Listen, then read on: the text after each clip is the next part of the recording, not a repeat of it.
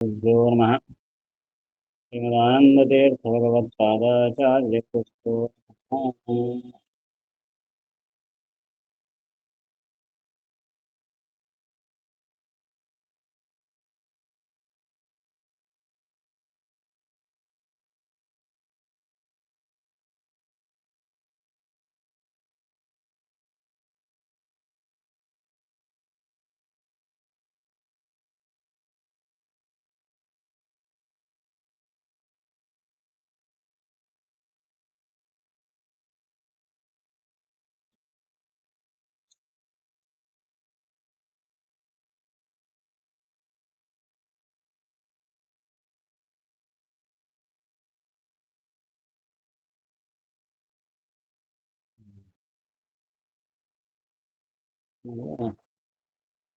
ಇವತ್ತೈದು ಹೇಳಬೇಕಲ್ಲ.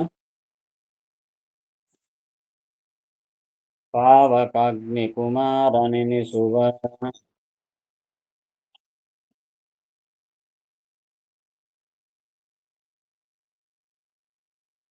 ಶ್ಯಾವನ ಉಚಥ್ಯ ಮುನಿ ಚಾಕ್ಷುಷ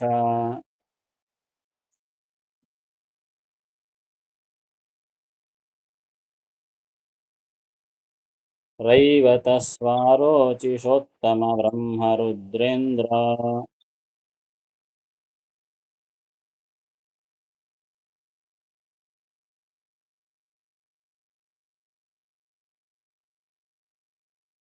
ದೇವಧರ್ಮನುದಕ್ಷ ನಾಮಕ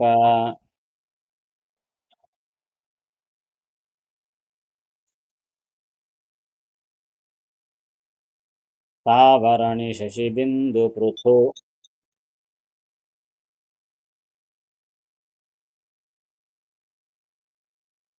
ಪ್ರಿಯವ್ರತನು ಮಂಧಾತ ಗಯನು ಕಕುತ್ಸದೌಕ್ಷಂತಿ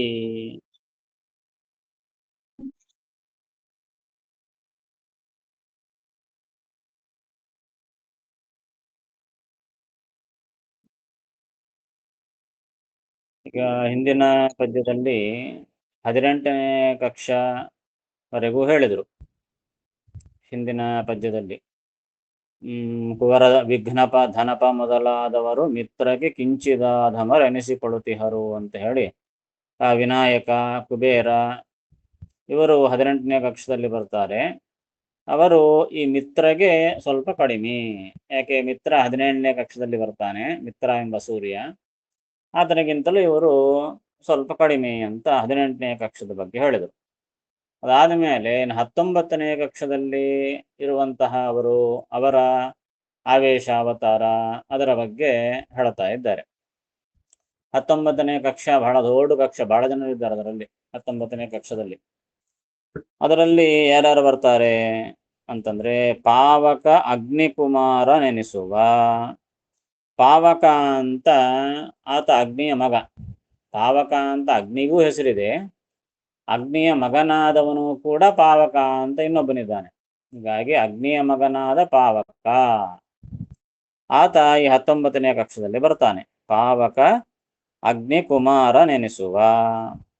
ಆದಮೇಲೆ ಚ್ಯಾವನ ಉಚಥ್ಯ ಮುನಿ, ಚ್ಯವನ ಋಷಿ, ಉಚಥ್ಯ ಮುನಿ, ಇವರು ಮಹಾ ದೊಡ್ಡ ಋಷಿಗಳು. ಸೊ ಅವರು ಈ 19ನೇ ಕಕ್ಷದಲ್ಲಿ ಬರ್ತಾರೆ. ಅದಾದ ಮೇಲೆ ಚಾಕ್ಷುಷ, ರೈವತ, ಸ್ವಾರೋಚಿಷ, ಉತ್ತಮ ಇವರೆಲ್ಲ ಮನ್ವಂತರಾಧಿಪತಿಗಳು. 14 ಮನ್ವಂತರಗಳಲ್ಲಿ ಈ ಮನ್ವಂತರಾಧಿಪತಿಗಳು ಯಾರು? ಮೊದಲನೇದು ಸ್ವಯಂಭುವನು. ಸ್ವಯಂಭುವ, ಸ್ವಾರೋಚಿಷ, ಉತ್ತಮ, ತಾಪಸ, ರೈವತ, ಚಾಕ್ಷುಷ ಇವು 6 ಮನ್ವಂತರಗಳು ಮೊದಲು ಆಗೋಗ್ಬಿಟ್ಟವ. ಈಗ 7ನೇದು ವೈವಸ್ವತ ಮನ್ವಂತರ ನಡೀತಾ ಇದೆ. ಸೊ ಹಿಂದಿನ ಮನ್ವಂತರಗಳಲ್ಲಿ ಮೊದಲನೇದು ಸ್ವಯಂಭುವ ಮನ್ವಂತರ. ಆ ಸ್ವಯಂಭೂಮನು ಮೇಲೆ ಬಂದುಬಿಟ್ಟಿದ್ದಾನೆ 10ನೇ ಕಕ್ಷದಲ್ಲಿ. ಆದಮೇಲೆ ಇನ್ನು ಮುಂದೆ ಬರತಕ್ಕಂತಹ ಮನ್ವಂತರಗಳು ಚಾಕ್ಷುಷ, ರೈವತ, ಸ್ವಾರೋಚಿಷ, ಉತ್ತಮ ಇವು ಹಿಂದೆ ಆಗು ಹೋದಂತಹ ಮನ್ವಂತರಗಳು. ಇನ್ನ ಇವಾಗ ವೈವಸ್ವತ ಮನ್ವಂತರ ನಡೀತಾ ಇದೆ. ಇದಾದ ಮೇಲಕ್ಕೆ ಮುಂದೆ ಇನ್ನೂ 7 ಮನ್ವಂತರಗಳವ. ಒಟ್ಟಿಗೆ 14 ಮನ್ವಂತರಗಳು. ಈಗ 7ನೇ ಮನ್ವಂತರ ನಡೀತಾ ಇದೆ. ಹಿಂದೆ ಚಾಕ್ಷುಷ, ರೈವತ, ಸ್ವಾರೋಚಿಷ, ಉತ್ತಮ 4 ಮನ್ವಂತರಗಳ ಬಗ್ಗೆ ಹೇಳಿದ್ರು. ಯಾಕೆ ಸ್ವಯಂಭವ ಮನ್ವಂತರ ಆತ ಮೊದಲೇ ಬಂದುಬಿಟ್ಟ. ಆಮೇಲಕ್ಕೆ ಮುಂದೆ ಬಂದಿರತಕ್ಕಂತಹವರು ಇನ್ನ 4 ಜನ ಉಳಿದ್ರು. ಒಬ್ಬ ಮನು, ತಾಪಸ ಮನು, ಸಾಕ್ಷಾತ್ ಸ್ವಯಂ ಭಗವಂತ. ಹೀಗಾಗಿ ಹಿಂದೆ ಆಗಿ ಹೋದಂತಹ 6 ಮನ್ವಂತರಗಳಲ್ಲಿ ಒಂದು ಮನ್ವಂತರ ತಾಪಸ ಮನ್ವಂತರ ಸಾಕ್ಷಾತ್ ಆ ಮನು ಸಾಕ್ಷಾತ್ ಭಗವಂತನೇ. ಆಮೇಲೆ ಸ್ವಯಂಭೂಮನು ಮೇಲೆ 10ನೇ ಕಕ್ಷೆ ಬಂದುಬಿಟ್ಟಿದ್ದಾನೆ. ಹೀಗಾಗಿ 4 ಜನ ಉಳಿದ್ರು. ಹಿಂದೆ ಆಗಿ ಹೋದ 6 ಮನ್ವಂತರಗಳಲ್ಲಿ ಇಬ್ಬರು ಹೋದ್ರೆ 4 ಜನ ಉಳಿದರು. ಅವರು ಈ ಕಕ್ಷದಲ್ಲಿ ಬರ್ತಾರೆ, 19ನೇ ಕಕ್ಷದಲ್ಲಿ ಬರ್ತಾರೆ. ಚಾಕ್ಷುಷ, ರೈವತ, ಸ್ವಾರೋಚಿಷ, ಉತ್ತಮ ಅಂತ 4 ಜನ ಮನ್ವಂತರ ಅಧಿಪತಿಗಳು.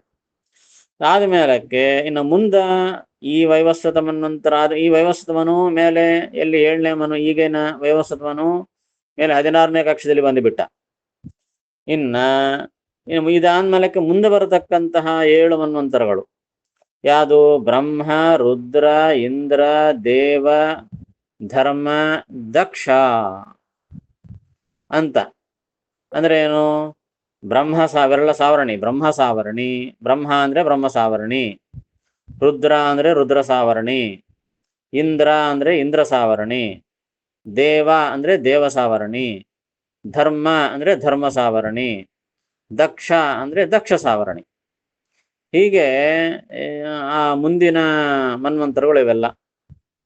ಬ್ರಹ್ಮ ಸಾವರಣಿ, ರುದ್ರ ಸಾವರಣಿ, ಇಂದ್ರ ಸಾವರಣಿ, ದೇವ ಸಾವರಣಿ, ಧರ್ಮ ಸಾವರಣಿ, ದಕ್ಷ ಸಾವರಣಿ ಅಂತ.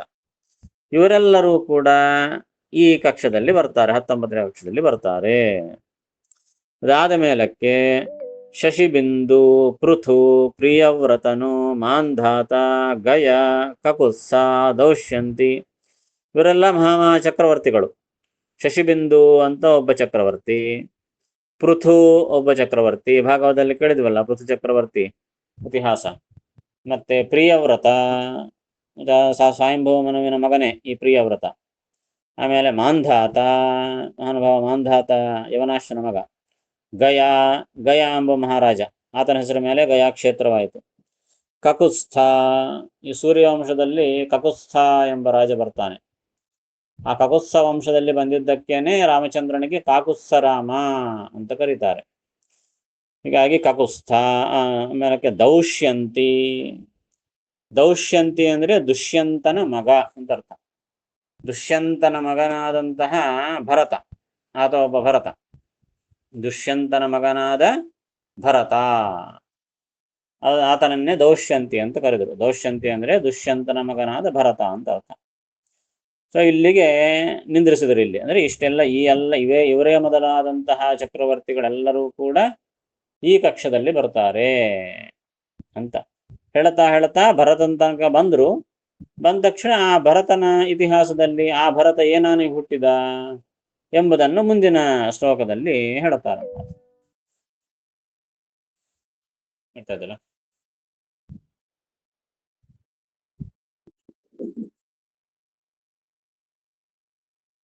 ಬರ್ಕೊಂಡು ಪಾವಕ ಎಂಬ ಅಗ್ನಿಪುತ್ರ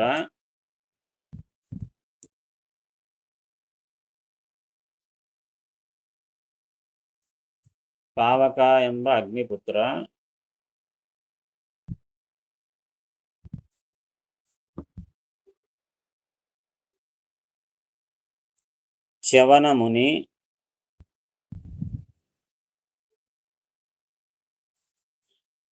ಉಚಥ್ಯ ಮುನಿ,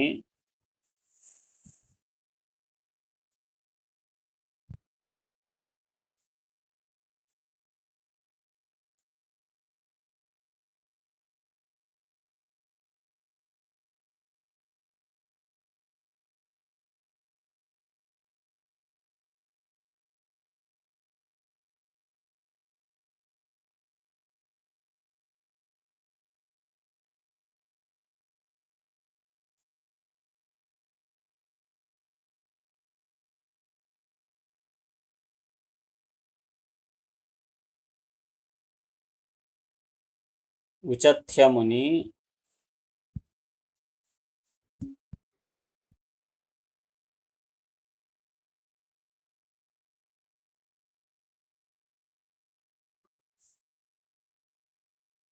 ಚಾಕ್ಷುಷ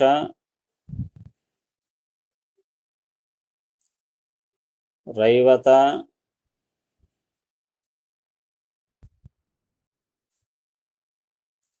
ಸ್ವಾರೋಚಿಷ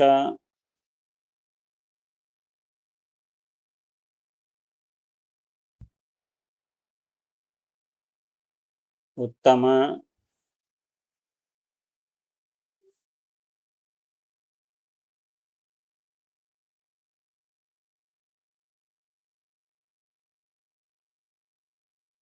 ಬ್ರಹ್ಮಸಾವರಣಿ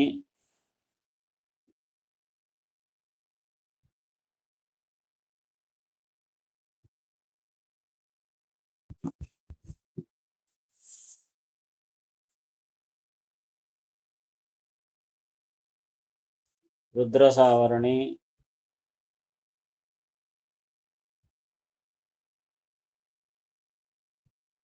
ಇಂದ್ರಸಾವರಣಿ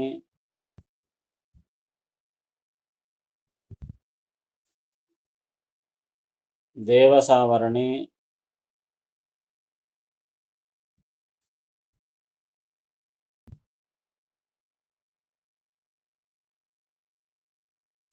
ಧರ್ಮಸಾವರಣಿ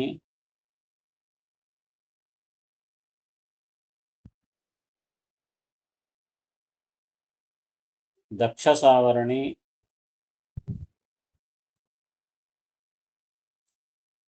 ಎಂಬ ಮನ್ವಂತರಾಧಿಪತಿಗಳು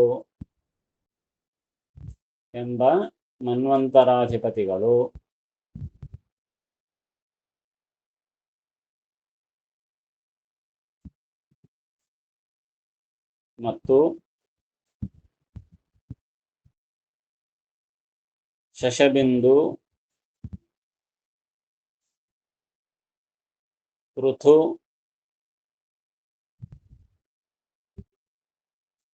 ಪ್ರಿಯವ್ರತ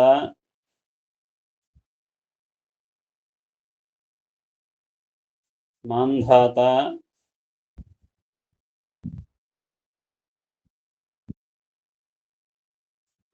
ಗಯ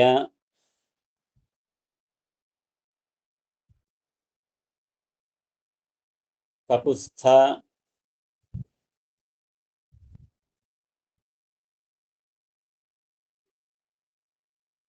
ದುಷ್ಯಂತನ ಮಗನಾದ ಭರತ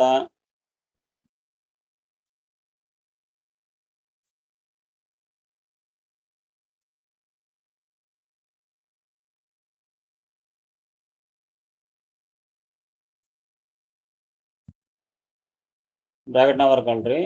ಇವರೆಲ್ಲರೂ 19ನೇ ಕಕ್ಷದಲ್ಲಿ ಬರುವವರು. ಇವರೆಲ್ಲರೂ 19ನೇ ಕಕ್ಷದಲ್ಲಿ ಬರುವವರು.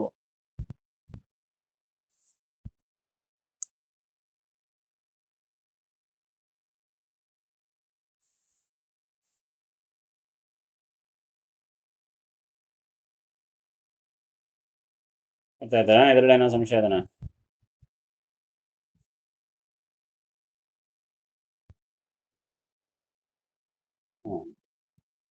ಪಾವಕಾಗ್ನಿಕುಮಾರನೆನಿಸುವ ಚ್ಯಾವನ ಉಚಥ್ಯ ಮುನಿ ಚಾಕ್ಷುಷ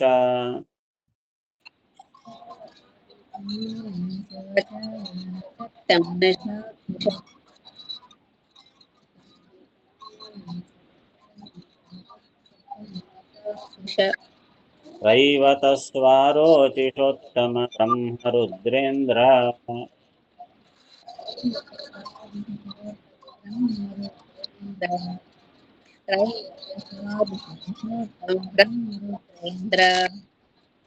ದೇವಧರ್ಮನುದಕ್ಷ ನಾಮಕ ಸಾವರಣಿ ಶಶಬಿಂದು ಪೃಥು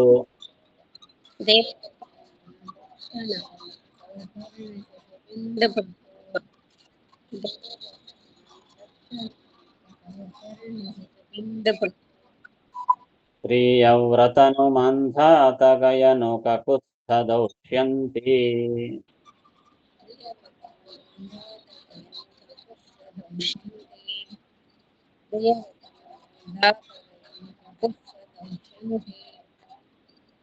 ಮುಂದಿನ 36ನೇ ಪದ್ಯದಲ್ಲಿ ಈ ಋಷಭನ ಬಗ್ಗೆ ಹೇಳ್ತಾರೆ. ಆ ಋಷಭನ ಅವತಾರಗಳು ಯಾವುವು, ಅವನ ಜನ್ಮಗಳು ಯಾವುವು ಎಂಬುದನ್ನು ಹೇಳುತ್ತಾರೆ. ಭರತ ಋಷಭಜ ಹರಿಣಿಜ ದ್ವಿಜ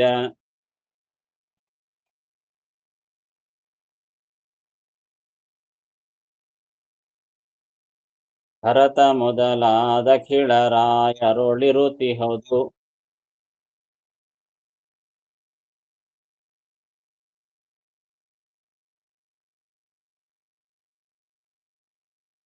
ಶ್ರೀ ವಿಷ್ಣು ಪ್ರಾಣಾವೇಶ ಪ್ರತಿದಿನದಿ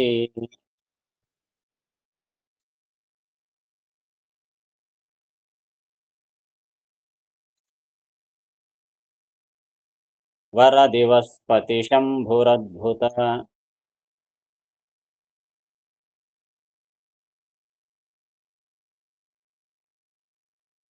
ಕರೆಸುವನು ಬಲಿ ವಿಧೃತ ಶ್ರುತಿ.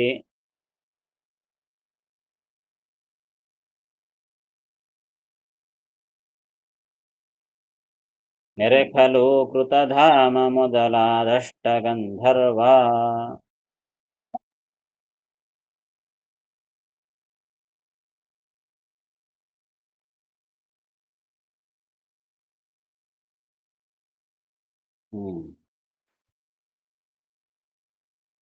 ಇಲ್ಲಿ ಮುಂದ ಈ ಭರತನ ಬಗ್ಗೆ ಹೇಳ್ತಾರೆ. ಭರತ ನಾವು ಭಾಗವತ ಇತಿಹಾಸದಲ್ಲಿ ಕೇಳಿದ್ವಿ. ಭಾಗವತ ಪುರಾಣದಲ್ಲಿ ಪಂಚಮ ಸ್ಕಂಧದಾಗ ಭರತ ಚಕ್ರವರ್ತಿಯ ಇತಿಹಾಸವನ್ನು ನಾವು ಕೇಳುತ್ತೀವಿ. ಅಂದ್ರೆ ಯಾರು ಭರತ ಅಂತಂದ್ರೆ ಯಾರು ಅಂದ್ರೆ ಮೊದಲಿಗೆ ಈ ಋಷಭ ನಾಮಕ ಭಗವಂತನ ಮಗನಾಗಿ ತಾನು ಹುಡ್ತಾನೆ. ಋಷಭ ಸಾಕ್ಷಾತ್ ಭಗವಂತನ ಅವತಾರ ಋಷಭ ಅಂತ. ಆ ಋಷಭನ ಮಗನಾಗಿ 100 ಜನ ಮಕ್ಕಳು ಹುಡ್ತಾರೆ. ಆ 100 ಜನರಲ್ಲಿ ಭರತ ಶ್ರೇಷ್ಠ. ಈ ಭರತನ ಹೆಸರು ಮೇಲೆ ನಮ್ಮ ದೇಶಕ್ಕೆ ಭಾರತ ದೇಶ ಅಂತ ಹೆಸರಾಯಿತು. ಹೀಗಾಗಿ ಭರತನಾಗಿ ಹುಟ್ಟಿದ ಅನಂತರ ತಾನು ರಾಜ್ಯ ಪಾಲನೆ ಮಾಡಿ ಮಕ್ಕಳಿಗೆ ರಾಜ್ಯ ಒಪ್ಪಿಸಿ ತಾನು ಗಂಡಕಿ ನದಿಗೆ ತಪಸ್ಸಿಗೆ ಹೋಗ್ಬಿಟ್ಟ. ಅಲ್ಲಿ ತಪಸ್ಸಿನ ಅದೇ ಕೊನೆಯ ಜನ್ಮ ಇತ್ತು. ಮೋಕ್ಷಕ್ಕೆ ಹೋಗ್ಬೇಕಾದ ಮರಾಯ ಎಲ್ಲ ಸಾಧನ ಮುಗಿದಿತ್ತು. ಮೋಕ್ಷಕ್ಕೇ ಹೋಗಬೇಕಾದಂತಹ ಉತ್ತಮ ಸಾಧನ ಮಾಡಿಬಿಟ್ಟಿದ್ದ. ಆದರೆ ಪ್ರಾರಬ್ಧ ಕ್ರಮ ಬಿಡೋದಿಲ್ಲಲ್ಲ. ತಪಸ್ಸು ಮಾಡೋ ಸಂದರ್ಭದಲ್ಲಿ ಪಾಪ ನದಿ ಹತ್ತದೆ ತಾನು ಜಪ ಸಂಧ್ಯಾವಂದನಕ್ಕಾಗಿ ಬಂದ. ಅಲ್ಲಿ ಯಾವುದೋ ಒಂದು ಜಿಂಕಿ ಬಂತು, ತುಂಬು ಗರ್ಭಿಣಿಯಾದ ಜಿಂಕಿ ನೀರು ಕುಡ್ಲಿಕ್ಕ ಅಂತ ಬಂತು. ಅದೇ ಸಮಯದಲ್ಲಿ ಒಂದು ಹುಲಿ ಉದುರೋ ಶಬ್ದ ಕೇಳಿ ಗಾವಿರಾಗಿ ಆ ಜಿಂಕಿ ಆ ನಗಿ ದಾಟ್ಲಿಕ್ಕೆ ಅದು ಜಿಗಿತದೆ. ಅದೇ ಸಂದರ್ಭದಲ್ಲಿ ಪ್ರಸವವಾಗ್ತದೆ. ಆ ಸಣ್ಣ ಜಿಂಕಿ ಪಿಲ್ಲಿ ನದ್ಯಾ ಬೀಳುತ್ತದೆ, ಹುಡುಕೊಂಡು ಬರ್ತದೆ. ಅದನ್ನು ನೋಡಿದ ಪಾಪ ಈತ ಭರತ, ಅಯ್ಯೋ ಸಣ್ಣ ಜಿಂಕಿ ಪಿಲ್ಲೆ ಹೋಗ್ತಾ ಇದೆ ಅಂತ ಅದನ್ನ ತಾನು ತಗೊಂಡು ತನ್ನ ಆಶ್ರಮಕ್ಕೆ ಕರ್ಕೊಂಡ್ಬರ್ತಾನೆ. ಅದನ್ನೇನೋ ಚೆನ್ನಾಗಿ ಮಾಡಿ ರಕ್ಷಣೆ ಮಾಡಿ ಅಲ್ಲಿ ಬಿಟ್ಟು ಬಿಟ್ಟಿದ್ರೆ ಹೋಗ್ತಿತ್ತು. ಅದರ ಮೇಲೆ ಅಭಿಮಾನ ಬೆಳೆಸ್ಕೊಂಡ. ಅದನ್ನೇ ನಿತ್ಯ ಅದನ್ನ ರಕ್ಷಣೆ ಮಾಡ್ತಾ ಪಾಪ ಸಣ್ಣ ಕೂಸು, ತಾಯಿ ಇಲ್ಲದ ಕೂಸು ಎಲ್ಲಿ ಹೋಗ್ತದೋ ಏನೋ ಅನ್ಕಂತ ಅದನ್ನೇ ಚಿಂತನೆ ಮಾಡ್ತಾ ಮಾಡ್ತಾ ಮಾಡ್ತಾ ಕೊನೆಗೆ ತನ್ನ ತಪಸ್ಸನ್ನು ಕಡಿಮೆ ಮಾಡ್ಕೊಂಡ್ಬಿಟ್ಟ. ಕೊನೆಗೆ ಅದರ ಜೊತೆ ಸ್ನೇಹ ಬೆಳೆಸ್ಕೊಂಡ್ಬಿಟ್ಟ. ಎಷ್ಟರವರೆಗೆ ಕೊನೆಗೆ ತನ್ನ ತಪಸ್ಸನ್ನೆಲ್ಲ ಬಿಟ್ಟು ಅದೇ ಜೀವನ ಅದೇ ಪ್ರಾಣ ಎನ್ನೋ ತನಕ ತಾನು ಅದನ್ನು ಬೆಳೆಸ್ಕೊಂಡ್ಬಿಟ್ಟ. ಈಗಿನವ್ರು ಹೆಂಗ ನಾಯಿಗಳು ವ್ಯಕ್ತಿ ಮೇಲೆ ಪ್ರೇಮ ಬೆಳೆಸ್ಕೊಂಡು ಪಾಪ ಅದರ ಜೊತೆ ಆಟ ಆಡ್ತಾ ಇರ್ತಾರಲ್ಲ, ಆಗ ಭರತ ಚಕ್ರವರ್ತಿ ಅಂಥ ಮಹಾನುಭಾವ, ಅಪರೋಕ್ಷ ಜ್ಞಾನಿಯಾದ ಮಹಾನುಭಾವನಿಗೆ ಆ ಜಿಂಕೆಯ ಮೇಲೆ ಪ್ರೇಮ ಬೆಳೆದು ಅದನ್ನೇ ತಾನು ಸ್ಮರಣೆ ಮಾಡ್ತಾ ಕೊನೆಗೆ ಸಾಯೋ ಸಂದರ್ಭದಲ್ಲಿ ಆ ಜಿಂಕಿ ತಪ್ಪಿಸ್ಕೊಂಡು ಹೋಗ್ಬಿಡ್ತು ಪಾಪ. ಅಯ್ಯೋ ಜಿಂಕಿ ಹೋಯ್ತೆ, ಜಿಂಕಿ ಜಿಂಕಿ ಜಿಂಕಿ ಅನ್ಕಂತ ಸತ್ತ. ಕೊನೆಗೆ ಮತ್ತು ಮುಂದಿನ ಜನ್ಮದಲ್ಲಿ ಜಿಂಕಿಯಾಗಿ ಹುಟ್ಟುಬಿಟ್ಟ. ಕೊನೆಗೆ ಸಾಯೋ ಕಾಲಕ್ಕೆ ಏನು ಅಂದುಕೊಂತ ಸಾಯ್ತಾರೋ ಅದೇ ಆಗಿ ಹುಡ್ತಾರೆ. ಅದಕ್ಕೆ ಕೊನೆ ಸಂತತಂ ಚಿಂತೆಯೇನಂತಂ ಅಂತ್ಯಕಾಲೇ ವಿಶೇಷತಃ ಅಂತ ಕೊನೆಯ ಕಾಲಕ್ಕೆ ಭಗವಂತನ ಸ್ಮರಣೆ ಬರಬೇಕು. ಆಗ ಅವನು ಉತ್ತಮ ಲೋಕಕ್ಕೆ ಹೋಗ್ತಾನೆ. ಆ ಕೊನೆಯ ಕಾಲಕ್ಕೆ ಬರಬೇಕು ಅಂತಂದ್ರೆ ಪ್ರಾಕ್ಟೀಸ್ ಇಲ್ಲದೆ ಬರ್ತದೇನು? ಅದಕ್ಕೆ ನಿತ್ಯ ಭಗವಂತನ ಸ್ಮರಣೆ ಮಾಡಬೇಕು ಅಂತ ಹೇಳಿದ್ದು. ನಿತ್ಯ ಯಾಕೆ ಭಗವಂತನ ಸ್ಮರಣೆ ಮಾಡಬೇಕು ಅಂತಂದ್ರೆ ಆ ಕೊನೆಯ ಕಾಲಕ್ಕೆ ಭಗವಂತನ ಸ್ಮರಣೆ ಬರ್ಲಿಕ್ಕಾಗಿ. ಹೀಗಾಗಿ ಭರತ ಪಾಪ ಅಷ್ಟಿದ್ರೂ ಕೂಡ ಕೊನೆಯ ಕಾಲಕ್ಕೆ ಜಿಂಕಿ ಅನ್ಕಂತ ಸತ್ತಾದ ಕಾರಣ ಮುಂದಿನ ಜನ್ಮದಲ್ಲಿ ಜಿಂಕಿಯಾಗಿ ಹುಟ್ಟಿದ. ಆದರೆ ಆತನ ತಪಸ್ಸಿನ ಪ್ರಭಾವ ಎಲ್ಲ ಹೋಗ್ತದೆ. ಹಿಂದಿನ ಜನ್ಮದ ನೆನಪಿತ್ತು ಆ ಜಿಂಕಿಗೆ. ಅಯ್ಯೋ ಎಂಥ ಕೆಲಸ ಮಾಡಿದ್ನಲ್ಲ ಅಂಥೇಳಿ ಮತ್ತೂ ಎಲ್ಲೋ ಹುಟ್ಟಿದ್ದವನು ಮತ್ತೂ ಈ ಗಂಡಕಿ ನದಿಗೆ ಬಂದು ಅಲ್ಲಿ ತಾನು ಧ್ಯಾನದಲ್ಲಿ ಕುಳಿತು ಕುಳಿತು ಜಪ ಮಾಡ್ತಾ ಮಾಡ್ತಾ ಜಿಂಕಿ ಶರೀರವನ್ನು ಬಿಟ್ಬಿಟ್ಟ. ಮುಂದೆ ಒಬ್ಬ ಬ್ರಾಹ್ಮಣ ಕುಮಾರನಾಗಿ ಹುಟ್ಟಿದ. ಅಂಗಿರಸ ಗೋತ್ರೋದ್ಭವನ ಬ್ರಾಹ್ಮಣ ಕುಮಾರನಾಗಿ ಹುಟ್ಟಿದ. ಅಲ್ಲಿಯೂ ಆತನಿಗೆ ಭರತ ಅಂತ ಹೆಸರಿಟ್ರು. ಆದರೆ ಅಲ್ಲಿ ನೋಡಿದ ಈಗ ನಾನು ಮತ್ತೆ ಏನಾದರೂ ಮಾತು ಮಾಡಿ ಮತ್ತು ನಾನು ದೊಡ್ಡ ಪಂಡಿತ ಅಂತ ತೋರಿಸ್ಕೊಂಡೆ ಅಂತಂದ್ರೆ ಮತ್ತೂ ಜನರ ಸಂಪರ್ಕ ಬೀಳ್ತದೆ, ಎಲ್ಲ ನನ್ನ ಕರೀತಾರೆ, ಗೌರವ ಮಾಡ್ತಾರೆ, ಮತ್ತೂ ಸಂಸಾರದಲ್ಲಿ ಬಿದ್ದು ಬಿಡ್ತೀನಿ. ಬೇಡಪ್ಪ ಈ ಸಂಸಾರ, ನಾ ಯಾರು ಮಾತಾಡೇಬಾರದು, ಹುಚ್ಚ ಇದ್ದಂಗಿರಬೇಕು ಅಂತ ಹೇಳಿ ಅವನು ಹುಚ್ಚ ಇದ್ದಂಗೆ ಇದ್ದು ಬಿಡ್ತಾ ಇದ್ದ ಭರತ. ಅದಕ್ಕೆ ಎಲ್ಲರನ್ನ ಜಡಭರತ ಜಡಭರತ ಅಂತ ಕರಿತಾ ಇದ್ರು. ಜಡ ಇದ್ದಂಗೆ ಇದ್ದು ಬಿಟ್ಟ, ನೀವನು ಏನಿಲ್ಲ, ಮಾತಿಲ್ಲ ಕಥಿಲ್ಲ ಅಂತ ಹೇಳಿ ಜಡಭರತ ಅಂತ ಕರಿತಾ ಇದ್ರು. ಹಾಗೆ ಸಾಧನೆ ಮಾಡಿಕೊಂಡು ಕೇವಲ ಭಗವಂತನ ಸ್ಮರಣೆ ಮಾಡುತ್ತಾ ಕೊನೆಗೆ ಆ ರಘುಗಣ ಮಹಾರಾಜನಿಗೆ ಉಪದೇಶ ಮಾಡಿ ಅವನಿಗೂ ಉತ್ತಮ ಗತಿಯನ್ನು ಕೊಡಿಸಿ ತಾನು ಕೂಡ ಉತ್ತಮ ಗತಿಯನ್ನು ಪಡಿತಾನೆ ಅಂತ ನಾವು ಕೇಳುತ್ತೇವೆ. ಹೀಗಾಗಿ ಭರತನಿಗೆ ಏನಾಯಿತು, 3 ಜನ್ಮಗಳಾಯಿತು. ಒಂದು ಆ ಋಷಭನಾಮಕ ಭಗವಂತನ ಮಗನಾದ ಭರತ, ಎರಡನೇದು ಜಿಂಕೆಯ ಮಗನಾಗಿ ಜಿಂಕೆಯಾಗಿ ಹುಟ್ಟಿದ್ದೊಂದು, ಎರಡನೇದು, ಮೂರನೇದು ಬ್ರಾಹ್ಮಣನಾಗಿ ಹುಟ್ಟಿದ ಅಲ್ಲಿ ಜಡಭರತ ಅಂತ. ಹೀಗೆ ಆ ಭರತರಾಜನಿಗೆ 3 ಜನ್ಮಗಳು. ಅದನ್ನು ಹೇಳ್ತಾ ಇದ್ದಾರೆ. ಭರತ ಋಷಭಜ. ಮೊದಲನೇ ಭರತ ಯಾರು? ಋಷಭಜ. ಋಷಭಜ ಅಂದ್ರೆ ಋಷಭನಿಂದ ಹುಟ್ಟಿದವನು ಅಂತ ಅರ್ಥ. ಅಂದ್ರೆ ಋಷಭನಾಮಕ ಭಗವಂತನ ಮಗನಾದ ಭರತ, ಇದು 1ನೇ ಜನ್ಮ, ಭರತ ಋಷಭಜ. ಎರಡನೇದು ಹರಿಣಿಜ. ಹರಿಣಿ ಅಂತಂದ್ರೆ ಜಿಂಕಿ ಅಂತ ಅರ್ಥ. ಹರಿಣಿಜ ಅಂದ್ರೆ ಆ ಜಿಂಕಿಯಿಂದ ಹುಟ್ಟಿರತಕ್ಕಂತಹ ಇನ್ನೊಂದು ಜನ್ಮ, ಅದು 2ನೇ ಜನ್ಮ. ಇನ್ನು 3ನೇದು ದ್ವಿಜ ಭರತ. ದ್ವಿಜ ಅಂತಂದ್ರೆ ಬ್ರಾಹ್ಮಣ, ಬ್ರಾಹ್ಮಣನಾಗಿ ಹುಟ್ಟಿದ ಭರತ, ದ್ವಿಜ ಭರತ, ಇದು 3ನೇದು, ಅದೇ ಜಡಭರತ. ಹೀಗೆ ಆ ಭರತನಿಗೆ 3 ಜನ್ಮಗಳು, ಭರತ ಋಷಭಜ, ಹರಿಣಿಜ, ದ್ವಿಜ ಭರತ ಅಂತ 3 ಜನ್ಮಗಳು ಆ ಭರತ ಚಕ್ರವರ್ತಿಗೆ. ಈ ಭರತನೇ ಮೊದಲಾದಂತಹ ಹಿಂದೆ ಹೇಳಿದಂತಹ ಚಕ್ರವರ್ತಿಗಳು ಹೇಳಿದ್ರು, ಶಶಿಬಿಂದು, ಪೃಥು, ಪ್ರಿಯವ್ರತ, ಮಾಂಧಾತ, ಗಯ, ಕಕುತ್ಸ, ಈ ಎಲ್ಲಾ ಚಕ್ರವರ್ತಿಗಳು ಮಹಾನುಭಾವರು. ಈ ಎಲ್ಲ ರಾಜರಲ್ಲಿಯೂ ಕೂಡ ಭರತ ಮೊದಲಾದ ಅಖಿಳ ರಾಯರಳು, ಇವರೇ ಈ ಭರತನೇ ಮೊದಲಾದಂತಹ ಎಲ್ಲಾ ರಾಜರಲ್ಲಿ ಮಹಾಚಕ್ರವರ್ತಿಗಳು, ಮಹಾನುಭಾವರಿವರು. ಅವರೆಲ್ಲರಲ್ಲಿ ಕೂಡ ಅಖಿಳ ರಾಯರಳು, ರಾಯ ಅಂತಂದ್ರೆ ರಾಜ, ಎಲ್ಲಾ ರಾಜರಲ್ಲಿಯೂ ಕೂಡ ಈ 100 ಜನ ಅಂತ ಮಹಾನುಭಾವರಾದ ರಾಜರಿದ್ದಾರೆ. ಅವರೆಲ್ಲರೂ ಈ ಕಕ್ಷೆಯಲ್ಲಿ ಬರ್ತಾರೆ, 19ನೇ ಕಕ್ಷದಲ್ಲಿ. ಇವರೆಲ್ಲರಲ್ಲಿ ಕೂಡ ಇರುತಿಹದು ಶ್ರೀ ವಿಷ್ಣು ಪ್ರಾಣಾವೇಶ ಪ್ರತಿದಿನದಿ. ಈ ಮಹಾನುಭಾವರಾದ ಚಕ್ರವರ್ತಿಗಳಲ್ಲಿ ಶ್ರೀ ವಿಷ್ಣು ಪ್ರಾಣ ಆವೇಶ, ಶ್ರೀ ವಿಷ್ಣುವಿನ ಆವೇಶ ಮತ್ತು ಪ್ರಾಣದೇವರ ಆವೇಶ ವಿಶೇಷವಾಗಿ ಪ್ರತಿನಿತ್ಯದಲ್ಲಿ ಇವರಲ್ಲಿ ಇರುತಿಹದು. ಇವರಲ್ಲಿ ಭಗವಂತನ ಮತ್ತು ಮುಖ್ಯ ಪ್ರಾಣದೇವರ ವಿಶೇಷವಾದ ಆವೇಶ ಯಾವಾಗಲೂ ಇರುತ್ತದೆ. ಅದಕ್ಕಾಗಿ ಅಂತ ಮಹಾನುಭಾವರಾದರು. ಮತ್ತೆ ಈ ರೀತಿಯಾಗಿ ಆ ಚಕ್ರವರ್ತಿಗಳಲ್ಲದೆ ಇನ್ನ ಯಾರಿದ್ದಾರೆ ಈ ಕಕ್ಷದಲ್ಲಿ ಅಂದರೆ ವರ ದಿವಸ್ಪತಿ, ಶಂಭು, ಅದ್ಭುತ, ಕರೆಸುವನು, ಬಲಿ, ವಿಧೃತ, ಧೃತ, ಶುಚಿ, ನೆರೆಖಲು, ಕೃತಧಾಮ ಮೊದಲಾದ ಅಷ್ಟಗಂಧರ್ವ. ಅಷ್ಟಗಂಧರ್ವರು ಅಂತಂದ್ರೆ ಅಷ್ಟಗಂಧರ್ವರು ಬೇರೆ, ಇವರೆಲ್ಲ ಅಷ್ಟಗಂಧರ್ವರು. ಇವರೆಲ್ಲರೂ ಕೂಡ ಇಂದ್ರರು, ಅಂದ್ರೆ 7 ಜನ ಇಂದ್ರರು. ಇವರೆಲ್ಲರೂ ಕೂಡ ಯಾರು? ವರ ದಿವಸ್ಪತಿ. ವರ ಅಂದ್ರೆ ಶ್ರೇಷ್ಠನಾಗಿರತಕ್ಕಂತಹ ದಿವಸ್ಪತಿ. ಈಗ ಒಂದೊಂದು ಮನ್ವಂತರಕ್ಕೆ ದೇವೇಂದ್ರ ಬದಲಾಗ್ತಾನೆ ಅಂತ ತಿಳ್ಕೊಂಡಿವಲ್ಲ, 14 ಮನ್ವಂತರಗಳು ಅಂತಂದ್ರೆ 14 ದೇವೇಂದ್ರರು ಆಗ್ತಾರೆ. ಸೊ ಈಗ ಹಿಂದಿನ ಈಗಿನ ಏನು ದೇವೇಂದ್ರ ಇದ್ದಾನೆ, ಈತ ಪುರಂದರ ಅಂತ ಈತನ ಹೆಸರು. ಈಗ ಇರತಕ್ಕಂತಹ ವೈವಸ್ವತ ಮನ್ವಂತರದಲ್ಲಿರುವ ಈ 7ನೇ ಮನ್ವಂತರವಾದ ವೈವಸ್ವತ ಮನ್ವಂತರದಲ್ಲಿರುವಂತಹ ಆ ದೇವೇಂದ್ರನಿಗೆ ಏನು ಹೆಸರು? ಪುರಂದರ ಅಂತ ಹೆಸರು.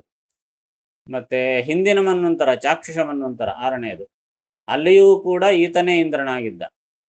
ಆಮೇಲೆ ಆ ಹಿಂದಿನ ಮನ್ವಂತರದಲ್ಲಿ ಅಶ್ವಿನಿ ದೇವತೆಗಳು ಇಬ್ಬರು ಇಂದ್ರರಾಗಿದ್ದರು. ಆ ಹಿಂದಿನ ಮನ್ವಂತರದಲ್ಲಿ ಯಮಧರ್ಮರಾಜ ಇಂದ್ರನಾಗಿದ್ದ. ಆ ಹಿಂದಿನ 2ನೇ ಮನ್ವಂತರದಲ್ಲಿ ವಾಯುದೇವರು ಇಂದ್ರನಾಗಿದ್ದ. ಮೊದಲನೇ ಮನ್ವಂತರದಲ್ಲಿ ಸ್ವಯಂಭವ ಮನ್ವಂತರದಲ್ಲಿ ಸಾಕ್ಷಾತ್ ಭಗವಂತನೇ ಯಜ್ಞನಾಮಕನಾಗಿ ಇಂದ್ರನಾಗಿದ್ದ. ಹೀಗಾಗಿ ಇಷ್ಟರವರೆಗೆ ಇಂದ್ರ ಯಾರು ಅಂತ ಹೇಳಿದ್ರು.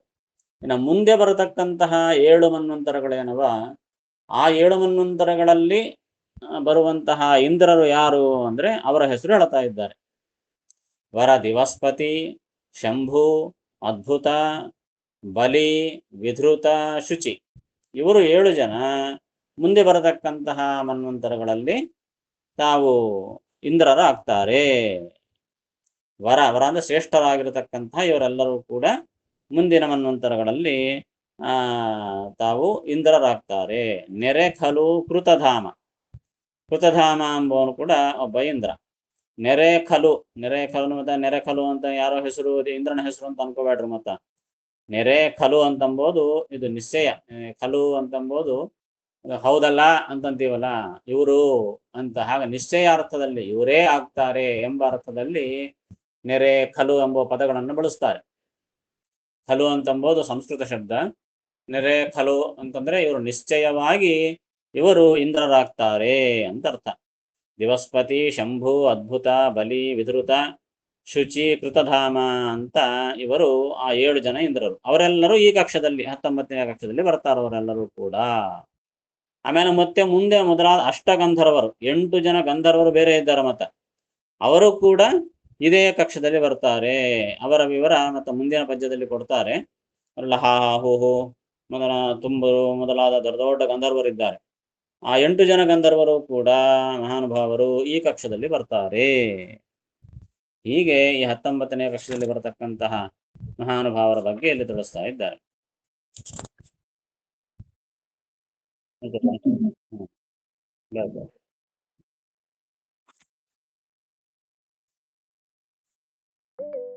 ಋಷಭನಾಮಕ ಮಗನಾದ ಋಷಭನಾಮಕ ಪರಮಾತ್ಮನ ಮಗನಾದ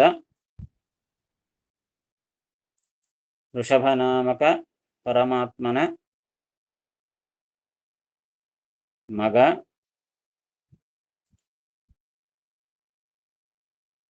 ಮಗನಾದ ಭರತ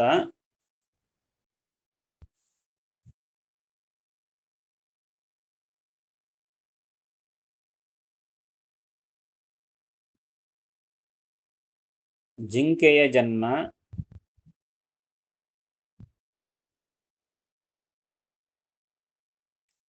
ಮತ್ತು ಬ್ರಾಹ್ಮಣನಾಗಿ ಹುಟ್ಟಿದ ಭರತ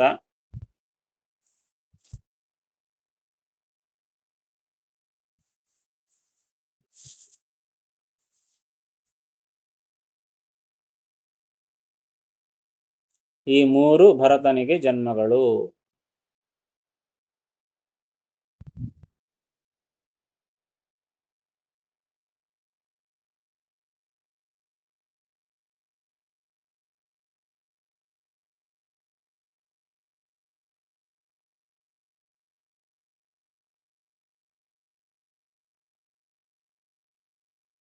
ಈ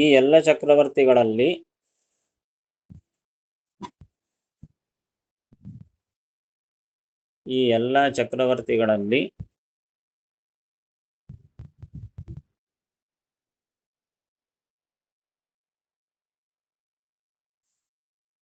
ವಿಷ್ಣುವಿನ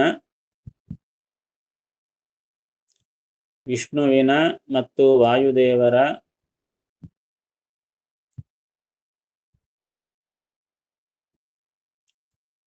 ಆವೇಶ ಯಾವಾಗಲೂ ಇರುತ್ತದೆ.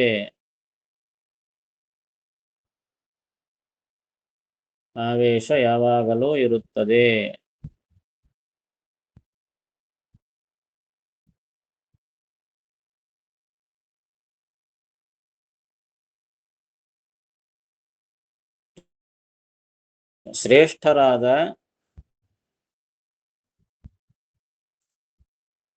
ದಿವಸ್ಪತಿ,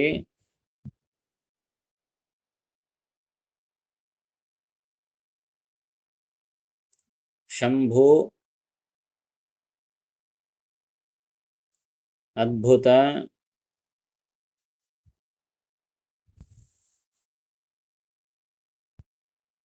ಬಲಿ,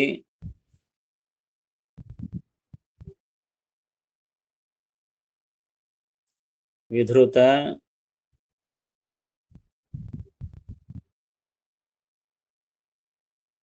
ಶುಚಿ,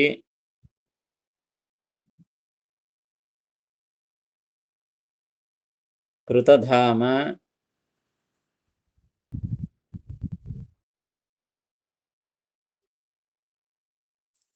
ಎಂಬ ಇಂದ್ರರು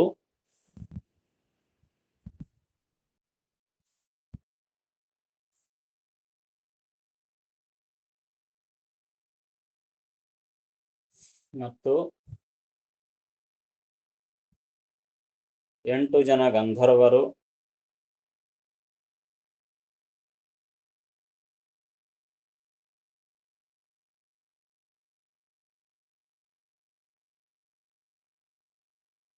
9 ಬರ್ಕೊಂಡ್ರಿ. ಇವರೆಲ್ಲರೂ 19ನೇ ಕಕ್ಷದಲ್ಲಿ ಬರುತ್ತಾರೆ.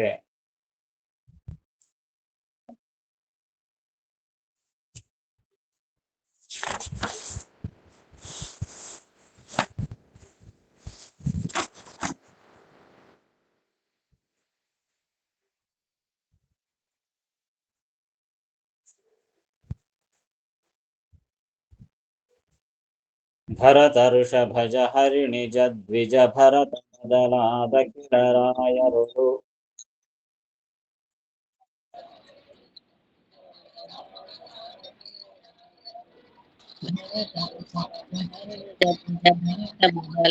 ಕಿಳರಾಯರು ರಾಯರುಳು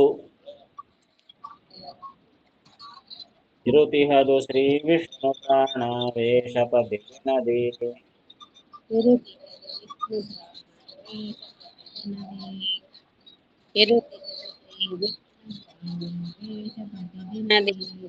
ವರದಿವಸ್ಪತಿ ಶಂಭುರದ್ಭುತ ಕರೆಸುವನು ಬಲಿ ವಿಧೃತ ಧೃತ ಶಚಿ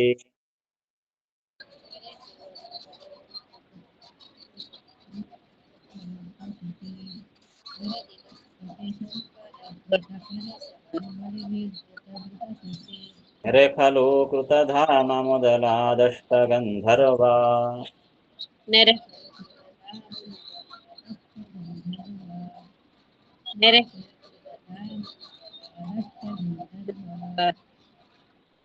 ಅರಸೆನಿಪ ಕರ್ಮಜರು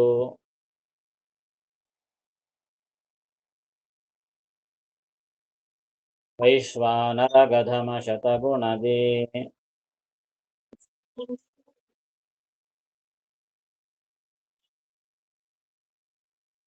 ವಿಘ್ನೇಶ್ವರಗೆ ಕಿಂಚಿತ್ ಗುಣ ಕಡಿಮೆ ಬಲಿ ಮುಖ್ಯ ಪಾವಕರು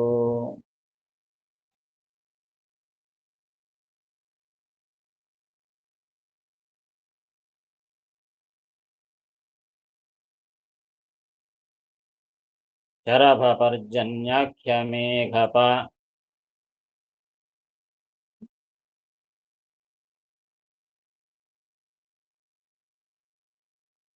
ತರಣಿ ಭಾರ್ಯ ಸಂಘ ಶಾರ್ವರಿಕರನ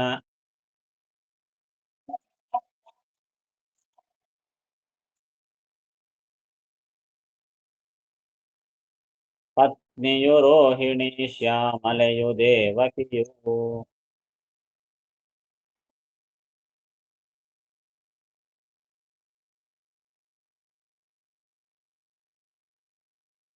ಇನ್ನು ಈ 19ನೇ ಕಕ್ಷದಲ್ಲಿ ಬರುವಂತಹ ಇವರೆಲ್ಲರೂ ಕೂಡ ಹಿಂದೆ 2 ಪದ್ಯಗಳಿಂದ ಈ 19ನೇ ಕಕ್ಷದಲ್ಲಿ ಬರೋರ ಬಗ್ಗೆ ಹೇಳಿದರು, ಅವರ ಅವತಾರಗಳ ಬಗ್ಗೆ ಹೇಳಿದರು.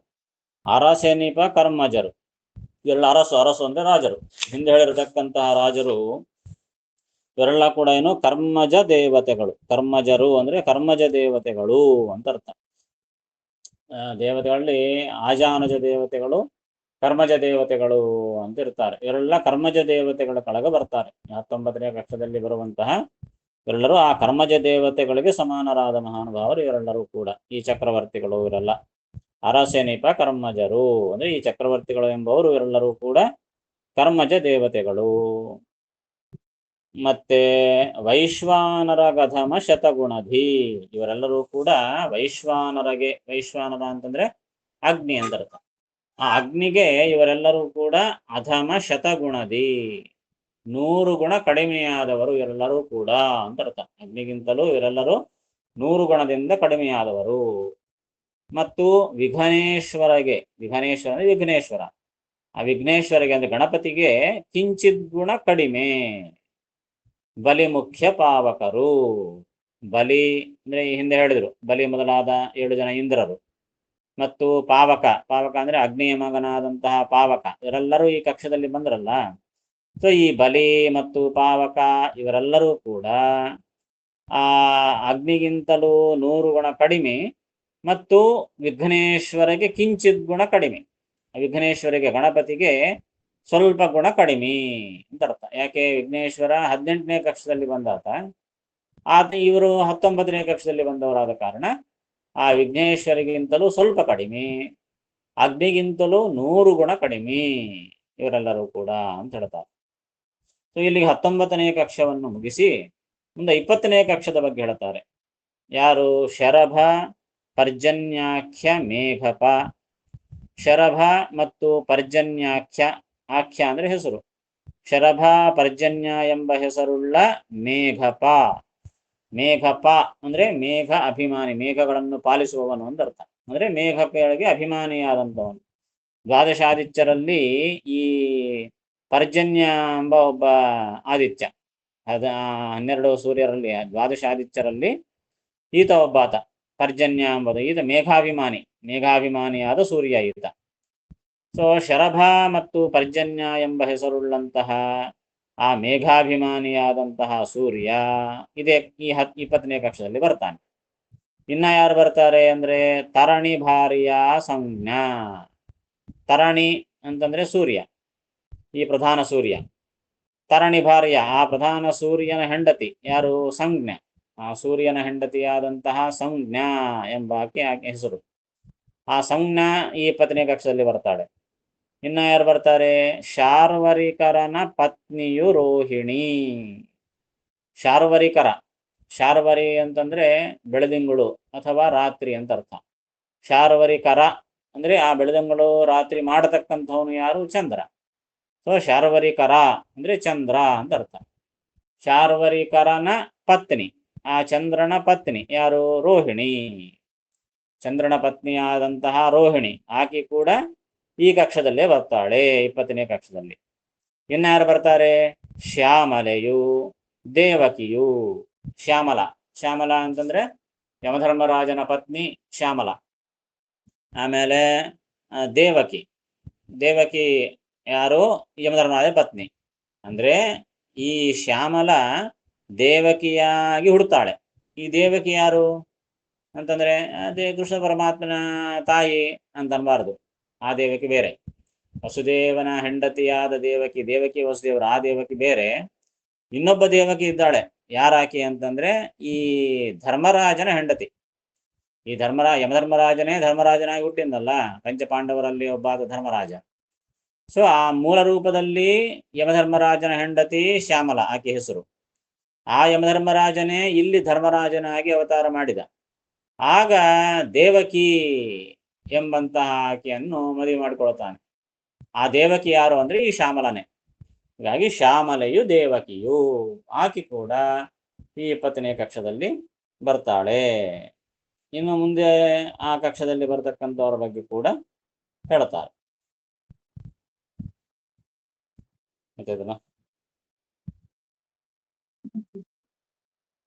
ಬರ್ಕೊಂಡು ಚಕ್ರವರ್ತಿಗಳೆಂಬ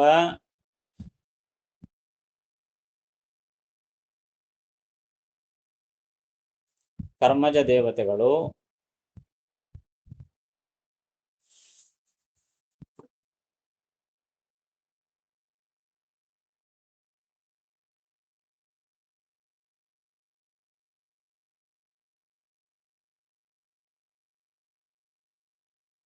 ಅಗ್ನಿಗಿಂತ 100 ಗುಣ ಕಡಿಮೆ.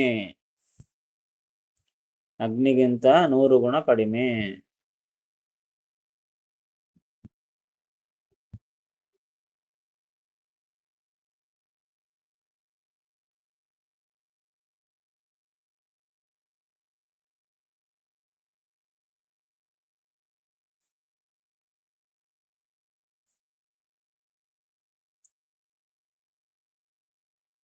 ಇವರೆಲ್ಲರೂ ಗಣೇಶನಿಗಿಂತಲೂ ಸ್ವಲ್ಪ ಕಡಿಮೆ.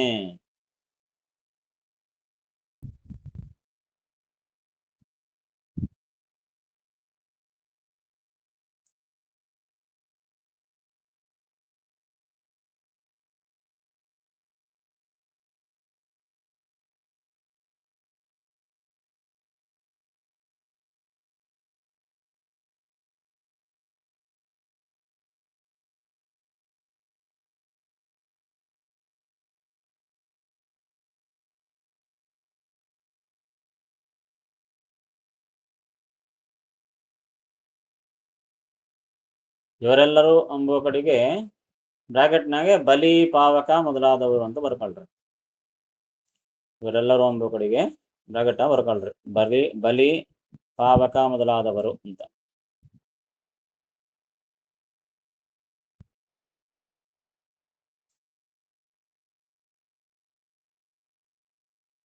ಆಮೇಲೆ ಶರಭ ಮತ್ತು ಪರ್ಜನ್ಯ ಎಂಬ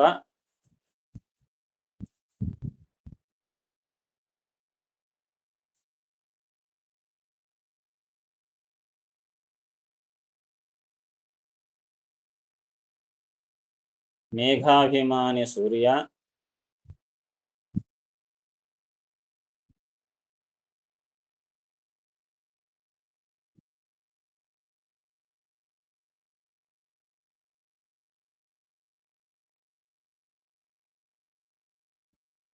ಸೂರ್ಯ ಪತ್ನಿಯಾದ ಸಂಜ್ಞ,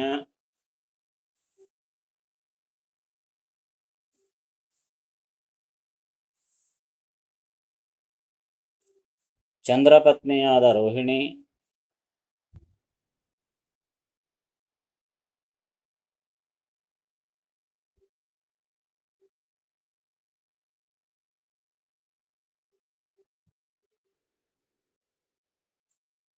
ದೇವಕಿಯಾಗಿ ಹುಟ್ಟಿದ ಶ್ಯಾಮಲಾದೇವಿ,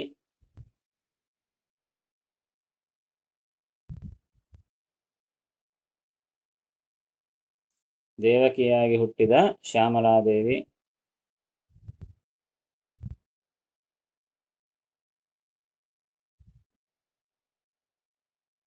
ಬ್ರಾಕೆಟ್ನಾಗ ಇವರೆಲ್ಲರೂ 20ನೇ ಕಕ್ಷದಲ್ಲಿ ಬರ್ತಾರೆ ಅಂತ ಬರ್ಕೊಳ್ಳಿ.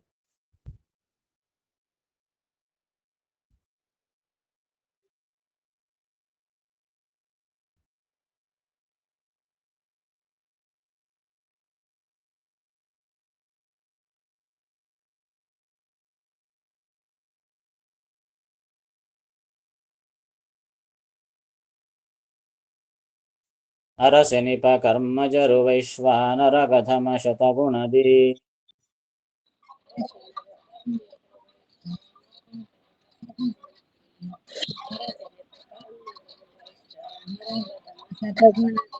ವಿಕನೇಶ್ವರಗೆ ಕಿಂಚಿತ್ ಗುಣ ಕಡಿಮೆ ಬಲಿ ಮುಖ್ಯ ಪಾವಕರು,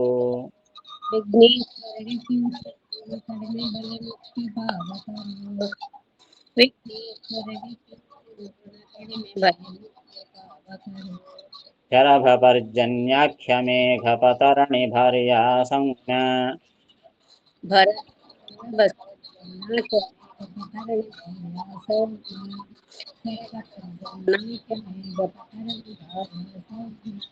ಚಾರ್ವರಿ ಕರನ ಪತ್ನಿಯು ರೋಹಿಣಿ ಶ್ಯಾಮಲೆಯು ದೇವಕಿಯು,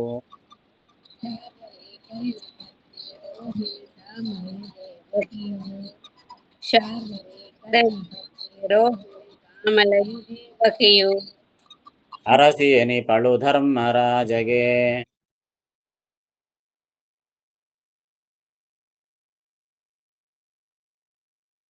ವರುಣ ಭಾರ್ಯೋ ಶಾದಿ ಷಟ್ಕರು,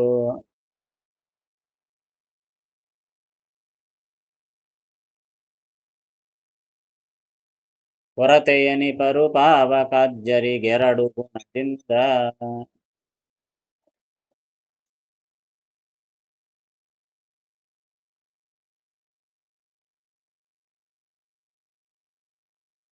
ಆರು ಜನಗಿಂದಧಮ ಸ್ವಾಹ,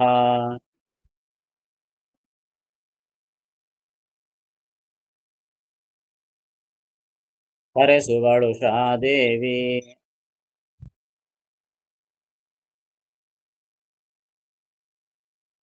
ವೈಶ್ವಾನರನ ಮಡದಿಗೆ ದಶಗುಣ ವರಳಶ್ವಿನಿ ಭಾರ್ಯಾ,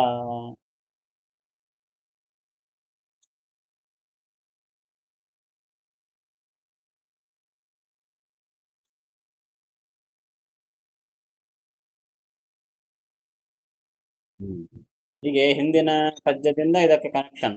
ಹಿಂದೆ ಏನ್ ಹೇಳಿದ್ರು? ಶ್ಯಾಮಲೆಯು ದೇವಕಿಯು ಅಂತ ನಿಂದ್ರಿಸಿದ್ರು. ಇನ್ನ ಅಲ್ಲಿ ಸೆಂಟೆನ್ಸ್ ಕಂಪ್ಲೀಟ್ ಆಗಿಲ್ಲ. ಇಲ್ಲಿ ಈ ಪದ್ಯದಲ್ಲಿ ಸೆಂಟೆನ್ಸ್ ಕಂಪ್ಲೀಟ್ ಆಗ್ತದೆ. ಶ್ಯಾಮಲೆಯು ದೇವಕಿಯು ಯಾರು ಅಂತಂದ್ರೆ ಅರಸಿ ಎನಿಸುವಳು ಧರ್ಮರಾಜಗೆ. ಆ ದೇವಕಿ ಯಾರು ಅಂತಂದ್ರೆ ಅರಸಿ ಎನಿಪಳು ಧರ್ಮರಾಜಗೆ. ಆ ದೇವಕಿ ಯಾರು? ಧರ್ಮರಾಜಗೆ ಅರಸಿ, ಧರ್ಮರಾಜನ ಪತ್ನಿ ಅಂತ ಅರ್ಥ. ಸೊ ಮೂಲ ರೂಪದಲ್ಲಿ ಶ್ಯಾಮಲಾ ಅಂತ ಹೆಸರು, ಅವತಾರದಲ್ಲಿ ದೇವಕಿ ಅಂತ ಹೆಸರು. ಅರಸಿ ಎನಿಪಳು ಧರ್ಮರಾಜಗೆ, ಯಾರು? ಆ ದೇವಕಿ. ಆಯ್ತಾ? ಆಮೇಲೆ ವರುಣ ಭಾರ್ಯ, ಇನ್ನು ಯಾರ್ಯಾರು ಈ ಕಕ್ಷದಲ್ಲಿ ಬರ್ತಾರೆ ಇನ್ನ ಅಂದ್ರೆ ವರುಣ ಭಾರ್ಯ, ವರುಣನ ಹೆಂಡತಿ ಅಂದ್ರೆ ಗಂಗಾದೇವಿ ಅಂತ ಅರ್ಥ. ವರುಣನ ಹೆಂಡತಿ ಗಂಗಾ, ಗಂಗಾದೇವಿ ಇದೇ ಕಕ್ಷದಲ್ಲಿ ಬರ್ತಾಳೆ. ಇನ್ನ ಉಷಾ, ಉಷಾ ಅಂತಂದ್ರೆ ನಾಮಾಭಿಮಾನಿನಿಯಾದಂತಹ ಉಷಾ. ಉಷಾ ಅಂತಂದ್ರೆ ಅನಿರುದ್ಧನ ಪತ್ನಿ. ಯಾವ ಅನಿರುದ್ಧ? ಆ ಪ್ರದ್ಯುಮ್ನ ಮಗನಾದ ಅನಿರುದ್ಧ ಮೇಲೆ ಬಂದಿದ್ದನಲ್ಲ, ದಕ್ಷ ಶಚಿ ಅನಿರುದ್ಧ 6 ಜನ, ಅವರು ಆ ಅನಿರುದ್ಧ. ಯಾರು? ಶಂಖಕ್ಕೆ ಅಭಿಮಾನಿ ದೇವತೆ ಅನಿರುದ್ಧ. ಆ ಅನಿರುದ್ಧನ ಹೆಂಡತಿ ಉಷಾ ಅಂತ. ಆಕಿ ಈ ಕಕ್ಷದಲ್ಲಿ ಬರ್ತಾರೆ. ಉಷಾದಿ ಷಟ್ಕರು. ಷಟ್ಕರು ಅಂತಂದ್ರೆ 6 ಜನ. ಷಟ್ ಅಂದ್ರೆ 6, ಷಟ್ಕರು ಅಂದ್ರೆ 6 ಜನ. ಯಾರೇ ಹಿಂದೆ ಹೇಳಿರ್ತಕ್ಕಂಥ ಯಾರು? ಶರಭ, ಪರ್ಜನ್ಯ, ಮತ್ತೆ ಸಂಜ್ಞ, ರೋಹಿಣಿ, ಮತ್ತೆ ಶ್ಯಾಮಲ, ಮತ್ತೆ ಗಂಗಾ, ಎರಳರು. ಈ 6 ಜನ, ಈ 6 ಜನ ಏನಿದ್ದಾರೆ 20ನೇ ಕಕ್ಷದಲ್ಲಿ ಬರೋರು, ಇವರು ಕೊರತೆಯನಿಪರು ಪಾವಕಾದ್ಯರಿಗೆ 2 ಗುಣದಿಂದ. ಇವರು ಕೊರತೆಯನಿಪರು ಅಂದ್ರೆ ಇವರು ಕಡಿಮೆ. ಯಾರಿಗಿಂತ ಕಡಿಮೆ? ಪಾವಕಾದ್ಯರಿಗೆ. ಪಾವಕ ಅಂದ್ರೆ ಮೇಲೆ 19ನೇ ಕಕ್ಷದಲ್ಲಿ ಬಂದ ಪಾವಕ, ಯಾರು? ಅಗ್ನಿಯ ಮಗ. ಆ ಪಾವಕಾದ್ಯರಿಗೆ, ಆ ಪಾವಕ ಮೊದಲಾದವರಿಗಿಂತಲೂ 2 ಗುಣದಿಂದ ಇವರು ಕಡಿಮೆ ಆಗ್ತಾರೆ. 20ನೇ ಕಕ್ಷದಲ್ಲಿ ಬಂದವರಾದ ಕಾರಣ ಆ ಪಾವಕಾದ್ಯರಿಗಿಂತಲೂ 2 ಗುಣ ಇವರು ಕಡಿಮೆಯಾಗಿದ್ದಾರೆ. ಇಲ್ಲಿ 20 ಕಕ್ಷ ಮುಗಿಸಿ ಮುಂದ 21 ಕಕ್ಷ. 6 ಜನಗಿಂತ ಅಧಮ ಸ್ವಾಹ. ಈ 6 ಜನರಿಗಿಂತಲೂ ಅಧಮ ಅಂದ್ರೆ ಕಡಿಮೆ ಯಾರು? ಸ್ವಾಹ. 21ನೇ ಕಕ್ಷದಲ್ಲಿ ಬರತಕ್ಕಂಥ ಸ್ವಾಹ. ಸ್ವಾಹ ಅಂದ್ರೆ ಏನು? ಸ್ವಾಹ ಸ್ವಾಹ ಸ್ವಾಹ ಯಾರು ಅಂದ್ರೆ ಅಗ್ನಿದೇವರ ಹೆಂಡತಿ ಸ್ವಾಹ ಅಂತ. ಅದಕ್ಕೆ ಅಗ್ನಿಯಲ್ಲಿ ಹಾಕುವಾಗ ಸ್ವಾಹ ಸ್ವಾಹ ಅಂತಿರ್ತಾರೆ. ಯಾಕೆ ಅಂದ್ರೆ ಹೆಂಡತಿ ಮೂಲಕವಾಗಿ ಸಮರ್ಪಣೆ ಮಾಡಬೇಕಲ್ಲ ಗಂಡನಿಗೆ. ಅದಕ್ಕಾಗಿ ಆ ಅಗ್ನಿಯ ಹೆಂಡತಿ ಹೆಸರು ಸ್ವಾಹ. ಅದಕ್ಕೆ ಅಗ್ನಿಯಲ್ಲಿ ಹೋಮ ಮಾಡೋ ಕಾಲಕ್ಕೆ ಸ್ವಾಹ ಸ್ವಾಹ, ಇಂದ್ರಾಯ ಸ್ವಾಹ, ಅಗ್ನೇಯ ಸ್ವಾಹ ಅಂತ ಹೇಳ್ತಾ ಇರ್ತಾರೆ. ಆಕೆ ಹೆಸರೇ ಸ್ವಾಹ. ಹೀಗಾಗಿ ಆ 6 ಜನರಿಗಿಂತಲೂ ಕಡಿಮೆಯಾದವಳು ಈ ಸ್ವಾಹ.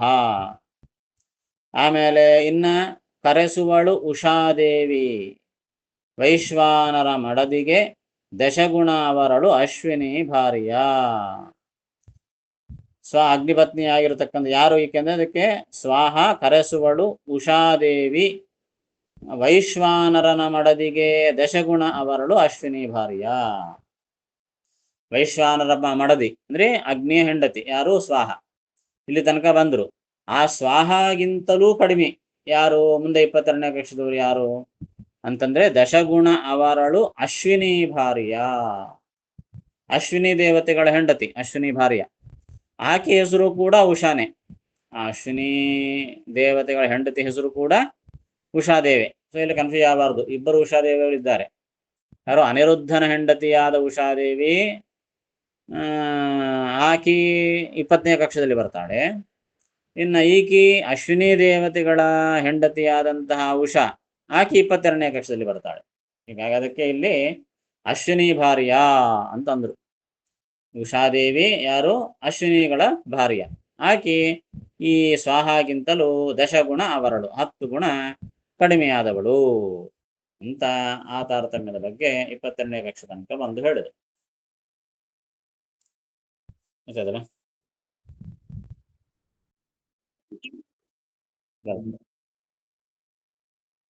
ದೇವಕಿ ಧರ್ಮರಾಜನ ಹೆಂಡತಿ.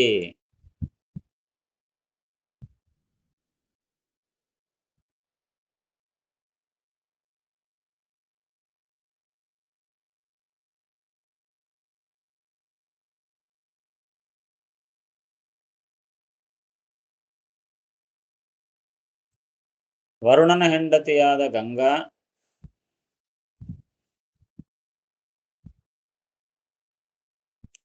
ವರುಣನ ಹೆಂಡತಿಯಾದ ಗಂಗಾ,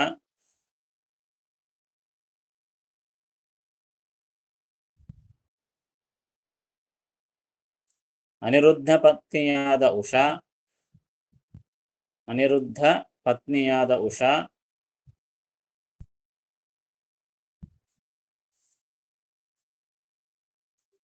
ಈ 6 ಜನರು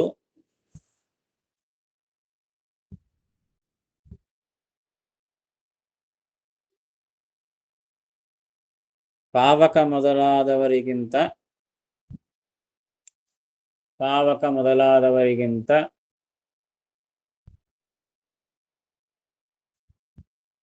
2 ಗುಣ ಕಡಿಮೆ.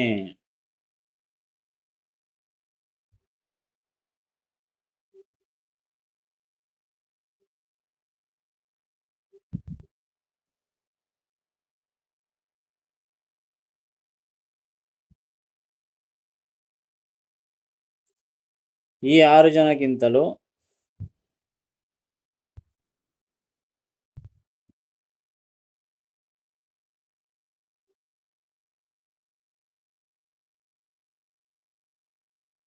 ಅಗ್ನಿ ಪತ್ನಿಯಾದ ಸ್ವಾಹಾದೇವಿ,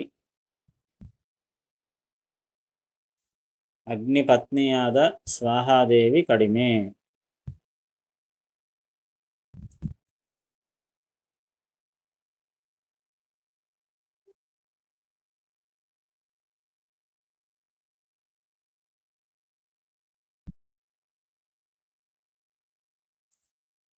ಅಶ್ವಿನಿಗಳ ಪತ್ನಿಯಾದ ಉಷಾದೇವಿ,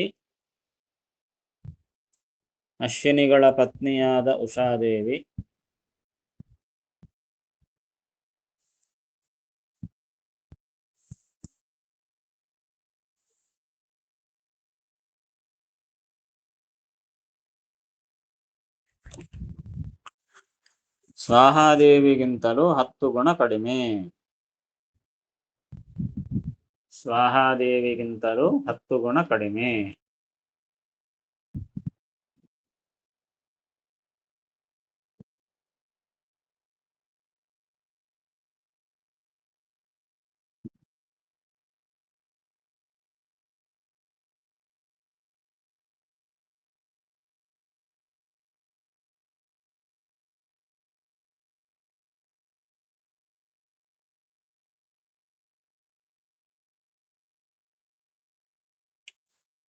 ಅರಸಿಯನಿ ಪಡು ಧರ್ಮರಾಜಗೆ ವರುಣ ಭಾರ್ಯೋಷಾದ್ವಿಷಟ್ಕರು.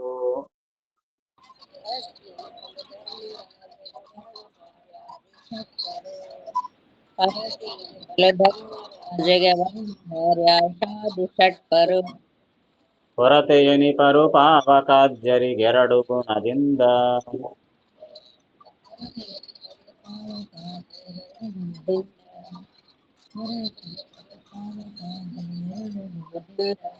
ಆರು ಜನಗಿಂದ ಧಮ ಸ್ವಾಹ ಕರೆಸುವಳುಷಾದೇವಿ.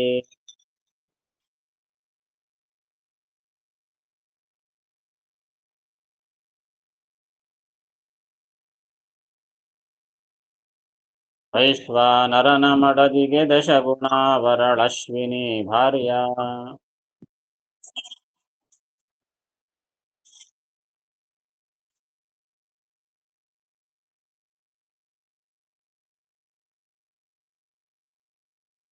ಸಂಶಯ ಇದ್ರೆ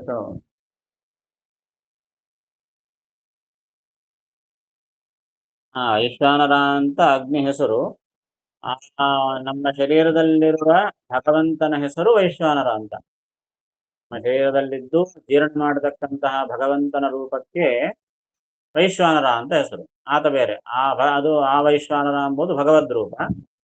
ಇಲ್ಲಿ ವೈಶ್ವಾನರ ಅಂದ್ರೆ ಅಗ್ನಿ ಅಂತ ಅರ್ಥ. ಅಗ್ನಿಗೂ ವೈಶ್ವಾನರ ಅಂತ ಹೆಸರಿದೆ. ವೈಶ್ವಾನರ ಅಂದ್ರೆ ಎಲ್ಲಾ ನರರಲ್ಲಿ ಇದ್ದು ಜೀರ್ಣ ಮಾಡ್ತಾ ಇರೋ ಕಾರಣ ಆ ಭಗವದ್ ರೂಪಕ್ಕೆ ವೈಶ್ವಾನರ ಅಂತ ಹೆಸರು. ಅದು ಬೇರೆ, ಆ ಭಗವದ್ ರೂಪ ಅದು. ವೈಶ್ವಾನರ ಅಂದ್ರೆ ಅಗ್ನಿಗೆ ಹೆಸರು. ಆ ದ್ರೌಪದಿ ಅಲ್ಲದೆ ಪಾಂಡವರಿಗೆ 5 ಜನಕ್ಕೂ ದ್ರೌಪದಿ ಅಲ್ಲದೆ ಬೇರೆ ಹೆಣ್ಣಂದ್ರು ಕೂಡ ಇದ್ದಾರೆ. ಧರ್ಮರಾಜನಿಗೆ ದೇವಕಿ, ಹಾಗೆ ವಾಯುದೇವರಿಗೂ ಬೇರೆಯವರು ಇದ್ದಾರೆ. ಈಗ ಕಾಳಿ ಅಂತ ಮದುವೆ ಮಾಡ್ಕೊಂಡಲ್ಲ, ಕಾಳಿ, ದ್ರೌಪದಿ, ಶಿವ, ಕನ್ಯಾ ಮೇಲೆ ಬರ್ತದ ಇಲ್ಲ. ಕಾಳಿ ಅಂತ ಕಾಶಿರಾಜನ ಮಗಳು, ಆಕೆಯನ್ನು ಮದುವೆ ಮಾಡ್ಕೊಳ್ತಾರೆ. ಸಾಕ್ಷಾತ್ ಭಾರತೀ ದೇವಿ ಅವತಾರ. ಸೊ ಆಕೆಯನ್ನು ಭೀಮಸೇನ ದೇವರು ಮದುವೆ ಮಾಡಿಕೊಡ್ತಾರೆ. ಹಾಗೆ ಅರ್ಜುನನು ಮತ್ತೆ ಅಷ್ಟೇ ಶ್ಯಾಮಲ ದ್ರೌಪದಿ ಯಮಧರ್ಮನ ಹೆಂಡತಿ ಅಂತ ಹೇಳ್ತಾರಲ್ರಿ ಆಚಾರ. ಹೌದು. ಇಲ್ಲಿ ಧರ್ಮರಾಜ ಮತ್ ಯಮಧರ್ಮ ಮತ್ತೆ ಶ್ಯಾಮಲ ಮತ್ತೆ ಇಕ್ಕಿ ಇನ್ನೊಬ್ಬಕಿ ಏನ ಹೇಳಿದ್ರಲ್ಲ ಶ್ಯಾಮಲನೇ ದೇವಕಿ. ಶ್ಯಾಮಲ ಮೂಲರೂಪದಲ್ಲಿ ಆಕಿ ಮತ್ತೆ ಇನ್ನೊಬ್ಬಕಿ ಇಲ್ಲಿ ಇದು ಅಂತ ಕೊಟ್ಟಾರಲ್ಲ ಅದಕ್ಕೆ ದೇವಕಿ. ದೇವಕಿ. ಹಾ ಅದು ಇಬ್ರ ಶ್ಯಾಮಲನೇ ದೇವಕಿ, ಇಬ್ಬರಲ್ಲ. ಇಬ್ರಲ್ಲ ಶ್ಯಾಮಲನೇ ರೀ, ದೇವಕಿ. ದೇವಕಿನ ಶ್ಯಾಮಲ. ಸರಿ. ಮೂಲ ರೂಪದಾಗ ಯಮಧರ್ಮರಾಜನೇ ಹೆಂಡತಿ ಶ್ಯಾಮಲ ಅಂತ ಅಲ್ಲಿ ಮೂಲ ರೂಪದ ಹೆಸರು. ಆ ಯಮಧರ್ಮರಾಜನೇ ಇಲ್ಲಿ ಧರ್ಮರಾಜನಾಗಿ ಅವತಾರ ಮಾಡಿದ್ದಲ್ಲ ಪಾಂಡವರಲ್ಲಿ. ಸರಿ. ಈ ಪಾಂಡವನಾಗಿ ಧರ್ಮರಾಜ ಬಂದಾಗ ಇಲ್ಲಿ ದೇವಕಿ ಅಂತ ಹುಟ್ಟಿಲ್ಲ ಆಕಿ. ಆ ಮೂಲ ರೂಪದ ಶ್ಯಾಮಲ ಇಲ್ಲಿ ದೇವಕಿ ಅಂತ ಶಿಶುಪಾಲನ ಮಗಳಾಗಿ ಹುಡ್ತಾಳೆ. ಶಿಶುಪಾಲನ ಮಗಳಾಗಿ ಹುಡ್ತಾಳೆ ದೇವಕಿ ಅಂತ. ಯಾರು? ಆ ಶ್ಯಾಮಲಾದೇವಿ. ಆಗ ಆ ದೇವಕಿಯನ್ನು ಈ ಧರ್ಮರಾಜ ಮದುವೆ ಮಾಡ್ಕೊಳ್ತಾನೆ. ಸರಿ ಆಚಾರ. ಸರಿ ಆಚಾರ, ಅರ್ಥ ಆಯ್ತು.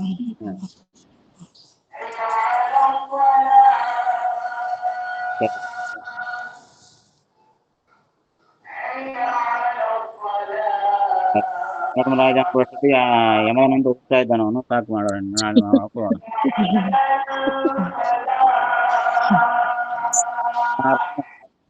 ನಮಸ್ಕಾರ ಆಚಾರ್ಯ.